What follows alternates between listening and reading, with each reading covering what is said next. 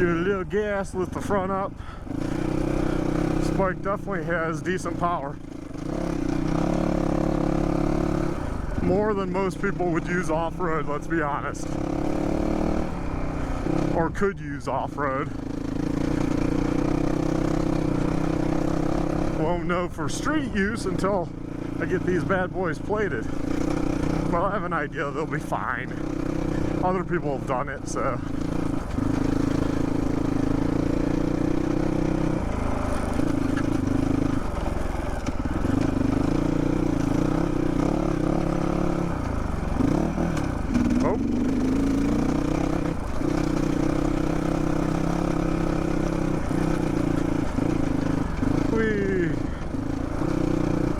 Seems like it's running good.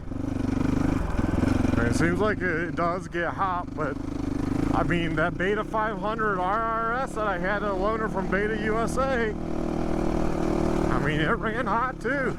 It ran freaking hot. So, I don't know. I think it's just modern. It's just the size of the engine. They're gonna run hot. It's a lot of engine. That would be nice if they came up with a 500 to compete against like the KTM 500s, and it was reasonably priced, or a 690 or 701 type bike, you know. I mean, China has engineers. They can come up with designs themselves and maybe improve on it as far as longevity. I'd rather have a little bit heavier motorcycle and have it last forever versus something that is shaved down so much you can't possibly save any more weight, because, you know, a racer is all about weight, and it kind of gets instilled into just normal people too. Like, usually you can look at the person, and me included, I could lose 10-20 pounds versus, you know, the bike. If you actually feel I mean, I feel that this is heavier, and that's not what I mean. And yeah, it's a little bit difficult, but maybe because I was used to tossing around XR650R on hard trails, I don't know, this doesn't feel any heavier than that. And it has an E-start. Now, it's not quite as torquey as a big 650, but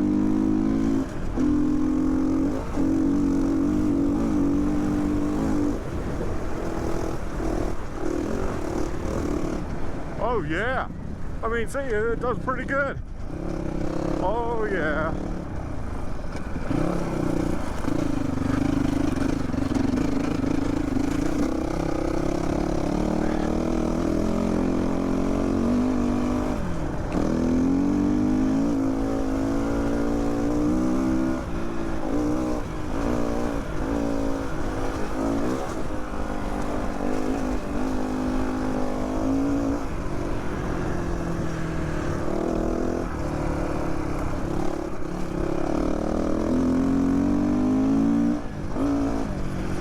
Also, a little more weight actually helps you sometimes, especially if you're more in this open type, faster terrain type rider, because weight will help you be a little bit more stable.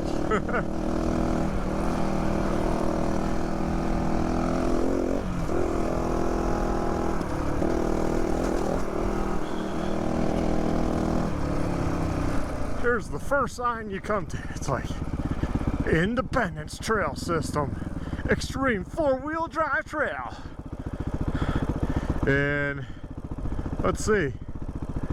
Yeah. Yeah. Doesn't look too bad, guys. I mean, our line's kind of through there, so what I can see doesn't look bad. And we come up around this tree, and then we come up right here, and we exit right out. You can see the other moto prints. Plenty of people ride this now on their dirt bikes. It's a lot of fun. It shows the level that people have gotten to within the sport. know, within riding off-road, that there's that many people now. Not that long ago, most riders, you'd look at this and you'd be like, oh, okay, yeah, that's crazy what those rock crawler guys do. And now, you know, we're hitting that same stuff. We have to take some alternate lines because most mortals, even Cody Webb's not coming off that flat face right there. It's undercut. I mean, he's not even doing that. Over there, he'd be able to do that. Get up to that shelf. He'd probably be able to hop those. I guess you used to be able to come up right here and make a turn into it, but now we got to go around the tree. But it shows you over time. This is all loose rock really in here. These boulders, so the more bigger and bigger rock crawlers, huge tires, four-wheel drive, and they're stuck over here just playing around. This is all gonna pull out, and then you'll be left with like basically this rock cliff here face, you know. And then the only way to come out will really be up over here. Which, I mean, look at this stuff. I mean, this is pretty bad. I mean, look at this big rock. I bet that big rock used to be over here, you know. And in time, it's going to end up down there because you'll get a vehicle that kind of gets wonky, catches the edge of this, and it will either drag it more that way, and maybe it won't go off at that point, but each vehicle will slowly drag these off. It just naturally happens. I'm not blaming them. It's just a big, heavy vehicle. That's what happens. So over time, this will change. So it used to be better right here. Oop. Let's get rid of the nozzle. It used to be better right here, so I heard. But then this has eroded away. That's because you see tire prints there. You're just getting guys kind of playing on this. I mean, there's really no reason. No one's making it up this. It's just they're playing, right? Just like I guess everyone does. Everyone has an inner kid, and we all play. This is itself looks like a separate rock. So this, I don't know how deep down this old fence post, because I'm guessing they probably had this fenced off or signed off at one time, and you know, that might get pulled away. It could. I don't think it's an old winch point. Winch points look like that. But eventually this might even end up down there. Totally change the landscape. We definitely won't be coming this way. I don't know if there's another way. Like if the motorcycle guys wanted to get out, it's all cliff along here, over there, as far as I can see there. So, I mean, I don't know. Maybe something over there.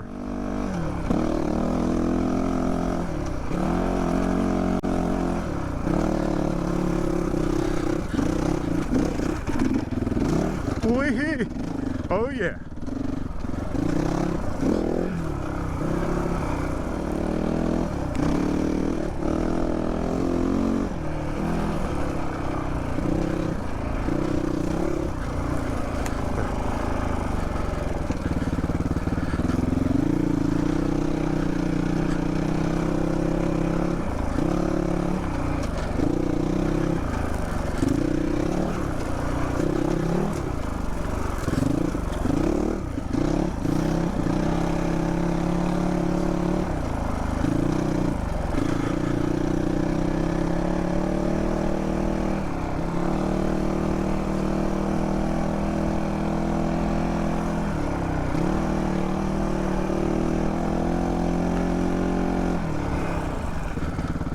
Yeah, that shifter just needs to be a tad bit longer.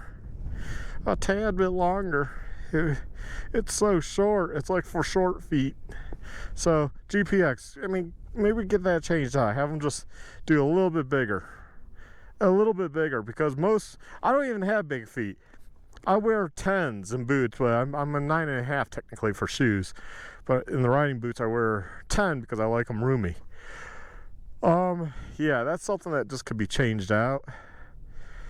I'm sure maybe somebody else might make something. I don't know. It is the Zhongxin engine, so I don't know. Yeah, I'll have to do some research on that. Let me know if you have a GPX and if that's a swappable part with some other bike that will work there that can be just a tad longer. Let me know. Okay, let's get the bike loaded up. Woohoo!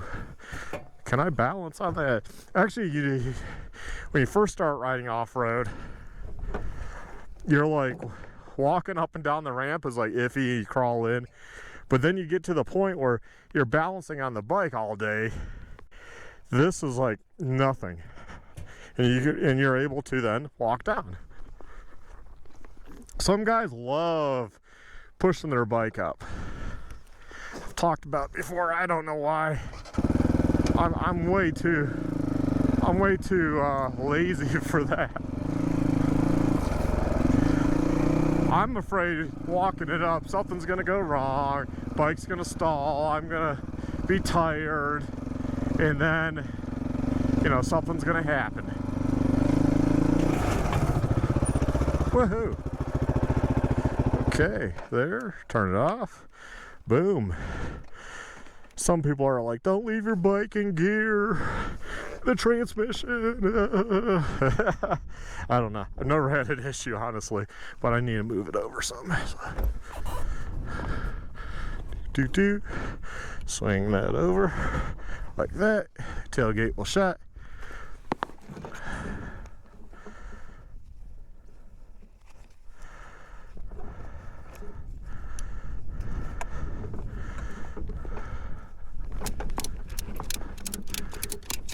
Got that one, just like so. And I've actually hauled the bike with just one before, just to see. It works just fine, it doesn't go anywhere. The bed rug holds it, this mat holds it. It's not moving, and it's against the, you know, wall of the bed. It's against the wall for the bed. Is that what you would say? I don't know what you would say.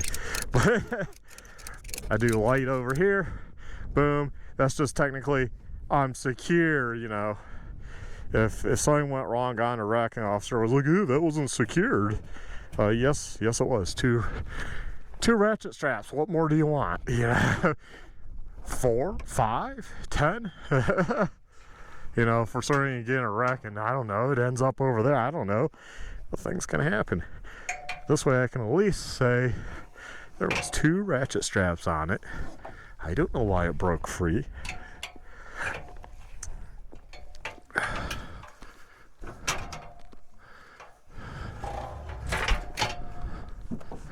Okay, there we go. It's loaded. That's all that needs to be done to load your bike, and that's all that needs to be done to end the video. So you all take care, stay well, stay safe, my friends, and get out there and ride if you got those 2 wheels, because it's a lot of fun. Have a good one. Bye.